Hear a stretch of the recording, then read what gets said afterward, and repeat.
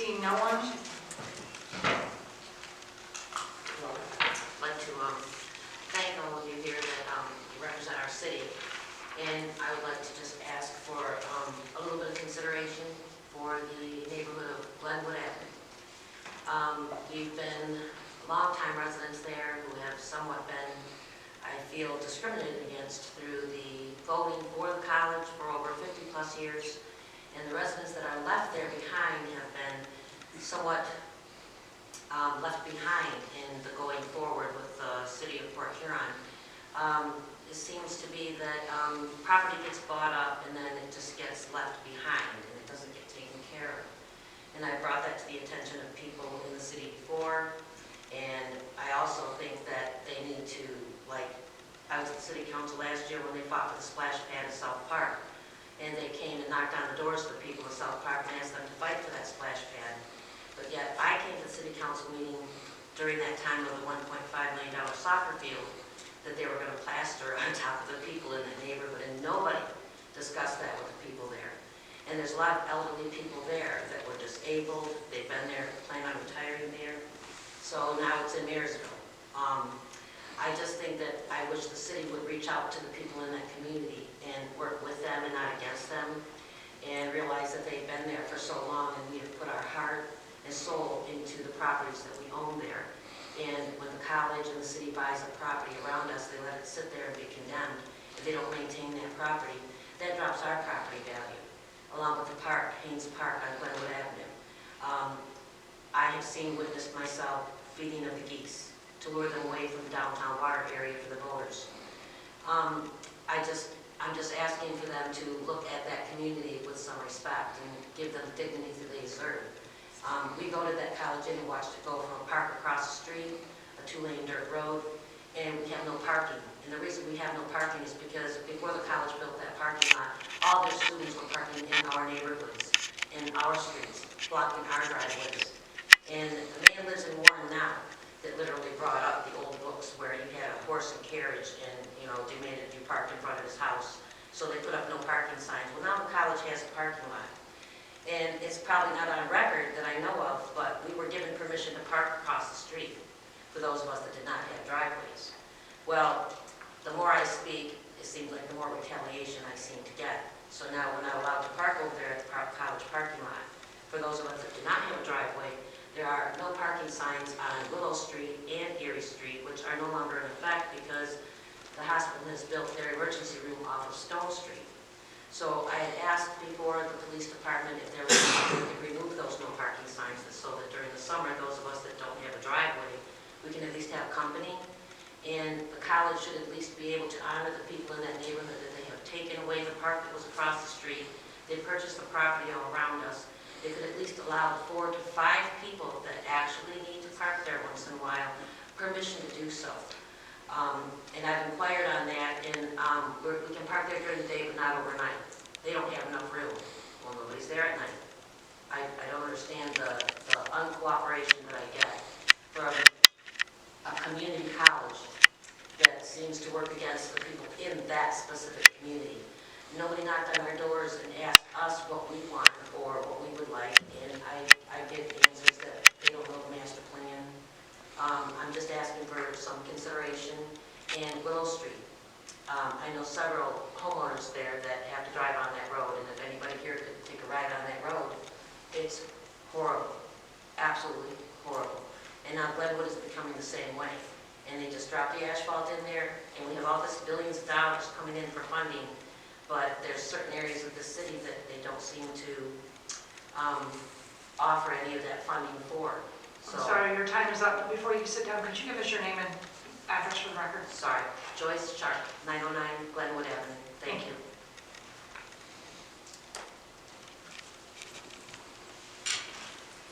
Is there anyone else wishing to address the City Council this evening? Seeing no one, I declare public comment period closed. We will move on to the consent agenda. Do I have a motion? So moved. Support. Thank you both. Councilmember Pemberton and Councilmember Mosher. The clerk will take the vote, please. Councilmember Lamb, Yes.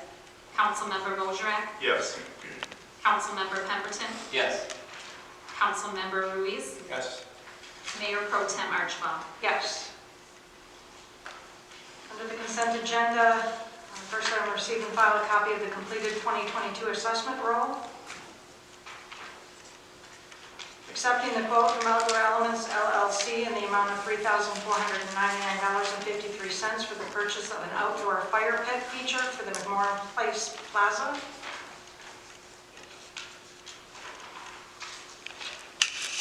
Confirming and approving a single special assessment for the cost of hazardous materials response and cleanup of a structure at 1125 12th Avenue. Recommendation that the application of Desmond Depot Brewhouse, LP, for a new on-premises tasting room permit to be located at 210 Court Street be approved by the Michigan Liquor Control Commission. Approving the appointment of Jasmine Skaggs to the Beautification Commission to fill a vacancy with a term to expire January 30th, 2025. And authorizing an additional payment to Stainless Cable Solutions in the amount of $15,005.15 to complete the purchase of the perimeter fencing around the Beer Garden, Main Plaza, and North Stage at the McMorran Place Plaza. We will now move to, from the city manager. If there are no objections, we can take the first four altogether since they're all pertaining to the same thing. And the clerk will read them, please. Accepting the unit price bid from Chemtrade Chemicals US LLC in the amount of $512 per dry ton for an estimated 402 dry tons of aluminum sulfate for use at the wastewater treatment plant and the water filtration plant. Accepting the unit price bid from JCI Jones Chemicals Incorporated in the amount of $1.54 per gallon for an estimated 173,600 gallons of sodium hychloride for use at the wastewater treatment plant and the water filtration plant. Accepting the unit price bid from JCI Jones Chemicals Incorporated in the amount of 0.1069 cents per wet pound for an estimated 593,000 wet pounds of sodium hydroxide for use at the wastewater treatment plant, and accepting the unit price bid from Carmeuse Lime Incorporated in the amount of $291.97 per dry ton for an estimated 540 dry tons of hydrated lime for use at the wastewater treatment plant. Do I have a motion? So moved. Councilmember Lamb, Support. Councilmember Mosrak. Any discussion? Madam Mayor and Council, you will notice extraordinary cost inflation year over year. Extraordinary. That can't just be tied back to one event, both global affairs, trucking costs, materials that will sometimes come from around the world. So unfortunately, we do not have a choice. We will use this efficiently. As you can see, some of the quantities will reduce our amount year over year, try to be more efficient with the application of the materials. But there's really nothing you can do. You got to treat the water. Any questions? The clerk will take a vote, please. Councilmember Mosrak, Yes. Councilmember Pemberton, Yes. Councilmember Ruiz, Yes. Councilmember Lamb, Yes. Mayor Pro Tem Archibald. Yes. From the city manager, number 5, please. Accepting the quote from Valley City Sign in the amount of $10,425 for the design and development of wayfinding signs along thoroughfares throughout the city of Port Huron. Do you have a motion? So moved. Councilmember Pemberton, support. Support. Councilmember Lamb. Any discussion? Madam Mayor and Council, this is the same wayfinding experts that we're doing the downtown with already. We've engaged with them for the last several months. We're getting ready to a final design for all the downtown wayfinding sign. They will now move this beyond our borders of just downtown through all the main thoroughfares, getting off the interstate, coming into town. So if you've never been to Port Huron, you'll know where the downtown is. If you've never been to Port Huron, you'll know where the convention center is. You'll know where the police department is. We have wayfinding signs now. An excellent wayfinding program was done before my tenure here. But those signs are actually starting to show their wear and tear. They're more than 10 years old. And so it'll refresh some of those signs and then begin building on the infrastructure that's already there. We really want to make our town very navigable for people who've never been here, to find our assets and to really make it easier to find a way around town. This will, so you'll do the design, and hopefully this fall we'll bring you a construction contract.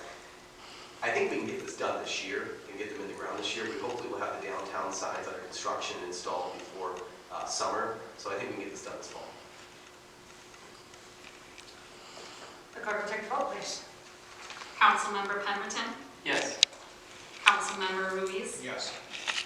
Councilmember Lamb? Yes. Councilmember Mosrak? Yes. Mayor Pro Tem Archibald. Yes. We will move to resolutions. Clerk will read resolution number 1, please. Authorizing and approving the submission of the annual action plan for program year 2022 to the U.S. Department of Housing and Urban Development for the review and approval. Do I have a motion? So moved. Support.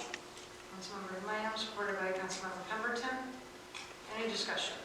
Madam Mayor and Council, as you know, these plans are developed months and months in advance before public hearings. Current events happen, things change, like the change in status at B-Warm. We have clawed back any CDBG dollars given to them so far, and that will prevent us from funding in the future until that situation resolves itself. However, we are working with the Coordinated Services Body. I met with them last Thursday to discuss some additional housing needs for both the rapid rehousing for homeless and also the long-term for some who are potentially homeless, and then a continuum of care for homeless strategies. I also met with several social workers and clinical cares at Clarin as well on this issue last week as well. So there was 2 meetings held in the last 2 weeks regarding this.